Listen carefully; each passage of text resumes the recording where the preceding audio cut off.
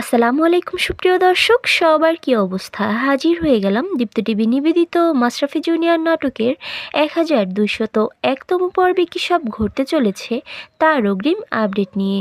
এই পর্বটি কেউ মিস করবেন না, কারণ এই পর্বে আপনারা দেখতে পারবেন তুতুলকে দেখা যাবে সে এবার সাগরের কাছে মনির কথা বলবে, যাতে করে মনি তার পায়ের চিকিৎসার ব্যাপারে তাকে হেল্প করতে পারে। সে সাগরকে বলবে, সাগর তুমি মনিকে আমার কথা জানাও, আমার পায়ের কথা জানাও, আমার বিশ্বাস দেখো মনি ঠিকই একটা ব্যবস্থা করতে পারবে, ওর অনেকের সাথে জানাশোনা আছে।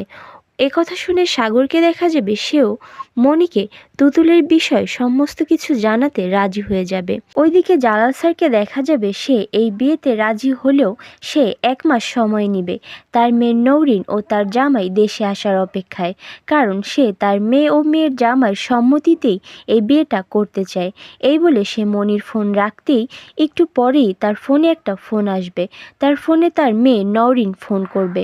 নৌরিনকে দেখা যাবে সে তার বাবাকে সারপ্রাইজ দেওয়ার জন্য এবার তাকে না জানিয়ে দেশে চলে আসবে। দেশে এসেই সে সরাসরি তার বাবার অফিসে চলে আসবে এবং এসে তার বাবার ফোনে ফোন দিবে। নৌরিন ও নৌরিনের জামাইকে দেখে জালাল চৌধুরীকে দেখা যাবে সে অনেক বেশি অবাক হয়ে যাবে, কারণ এই মুহূর্তে তো তাদের দেশে থাকার কথা না, তাদের আরও 1 মাস পরে দেশে আসার কথা। জালাল চৌধুরী চেয়েছিল সে মানসিকভাবে প্রিপারেশন নিয়ে তার মেয়ে জামাইকে জানিয়ে এই বিয়েটা করবে, কিন্তু এই মুহূর্তে নৌরিন ও তার জামাইকে সামনাসামনি দেখে জালাল স্যারকে দেখা যাবে সে অনেক বেশি চিন্তায় পড়ে যাবে।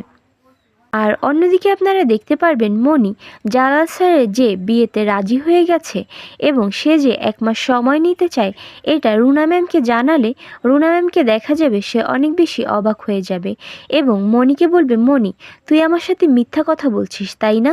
মিথ্যা বলার কোনো প্রয়োজন নেই। তখন দিলারা বেগম বলবে, রুনা মিথ্যা না, চেয়ারম্যান স্যার সত্যি এই বিয়েতে রাজি হয়েছে। মনি বললে, উনি কথা রাখবেন না এমনটা কি হতে পারে নাকি? আর এছাড়াও থাকছে আশ্চর্য সকল ঘটনা। সুতরাং সবাইকে মাশরাফি জুনিয়র নাটকের আগামী পর্ব দেখার আমন্ত্রণ রইল। ধন্যবাদ।